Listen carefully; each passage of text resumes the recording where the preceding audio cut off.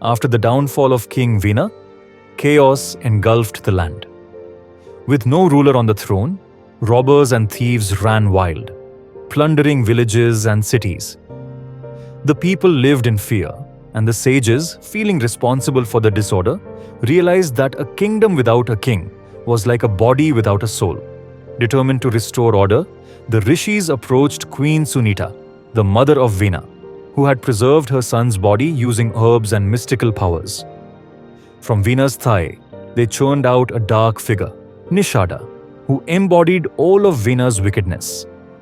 This being would later become the ancestor of the Nishada tribe.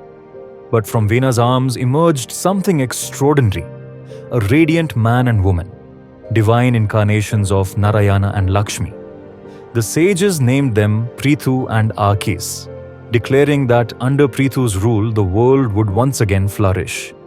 As Prithu was born, the skies rejoiced. Celestial music played, flowers rained from heaven, and gods descended, led by Brahma. Upon seeing divine marks, the chakra on his palm and lotus on his feet, Brahma confirmed that Prithu was an incarnation of Narayana himself, come to restore Dharma. When Prithu came of age, he was crowned king. Every corner of creation honored him. Gods, rivers, trees, mountains, birds, and beasts brought him gifts. The Devas bestowed upon him sacred weapons, ornaments, and divine powers. Even earth herself gave him enchanted sandals that would take him anywhere.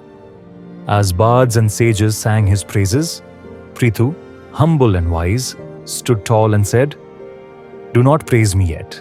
I am but a beginner. Praise the Lord, not me. Only when I have truly proven myself as a just and righteous king will I accept your kind words. A humble soul never seeks glory, even when it is deserved." With these words, Prithu set an example for generations to come. A ruler not proud of his power, but devoted to duty and righteousness.